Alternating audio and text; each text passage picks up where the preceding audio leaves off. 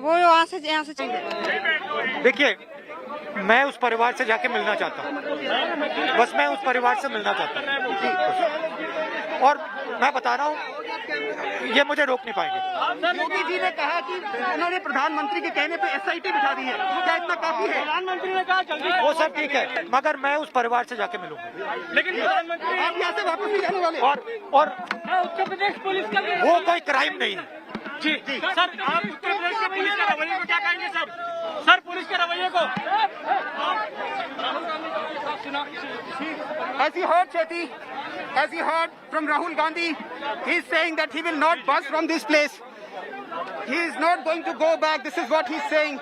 He wants to meet the family at any cost. You can see the cops are trying to stop him here.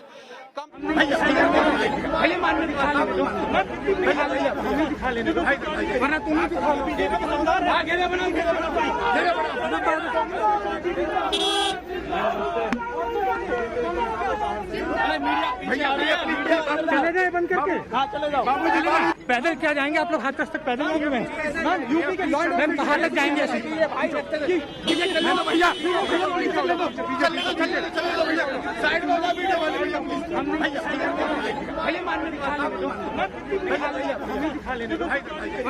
रोक नहीं सकता। राहुल गांधी ने कहा मैं परिवार तक पहुंचूंगा।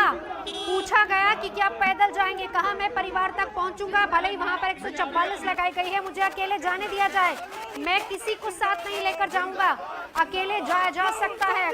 साथ ही साथ तमाम रूल्स और रेगुलेशन को समझाते हुए राहुल गांधी पत्रकारों से बात की। और दूसरी तरफ प्रियंका गांधी जो बार बार ये कह रही हैं कि उनको रोकने की कोशिश की जा रही है।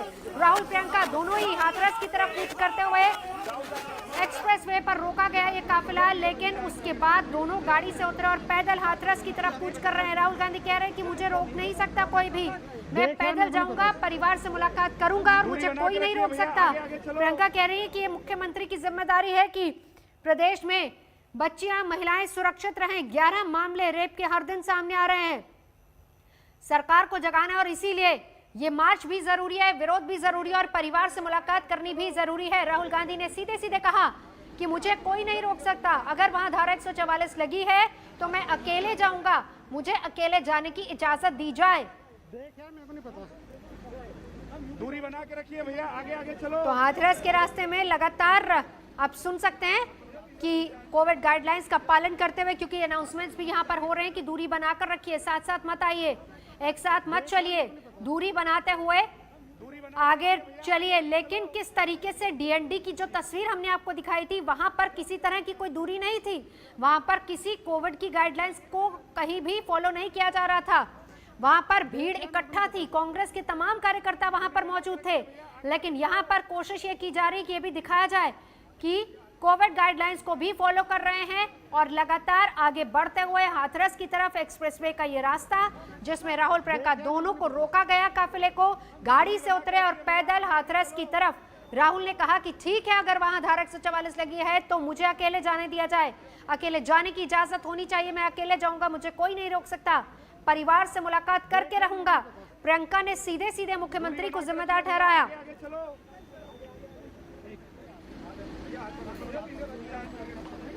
तो तस्वीरें आपको दिखा रहे हैं, राहुल और प्रियंका दोनों एक्सप्रेसवे पर और काफिला आगे बढ़ता हुआ। प्रियंका ने पत्रकारों के जवाब में, सवालों के जवाब में ये भी कहा था कि ज्यादा मत बुलवाइए क्योंकि मुझे तो 100 किलोमीटर तक चलना है। इरादा साफ था, दिखा दिया था कि पैदल ही चलेंगे, वहां तक पहुंच के रहेंगे। लेकिन सवाल बड़ा ये कि क्या पहुंच पाएंगे या नहीं। दिल्ली से हाथरस और निर्भया का ये सियासी हाकार, निर्भया पर सियासी हाकार, हाथरस पहुंचेंगे या नहीं, ये तो देखने वाली बात होगी। लेकिन इस बीच लगातार कार्यकर्ता, बड़े नेता राहुल प्रियंका दोनों के साथ साथ चल रहे हैं एसपीजी सुरक्षा के घेरे के बीच में, अनाउंसमेंट्स के साथ कि दूरी बनाकर रखिए। पूरे रास्ते में उन्होंने 144 लगा दी ताकि ये लोग न, पूरा प्रयास है कि राहुल गांधी, प्रियंका गांधी वहां न पहुंच पाए।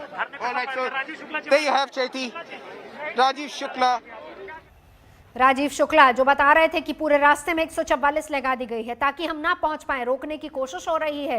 यही सवाल राहुल गांधी से किए गए कि क्या आपको रोकने की कोशिश हो रही है। जवाब सीधा था कि अगर 144 लगाई है तो कोई बात नहीं, मैं अकेले जाऊंगा, मुझे अकेले जाने दिया जाए।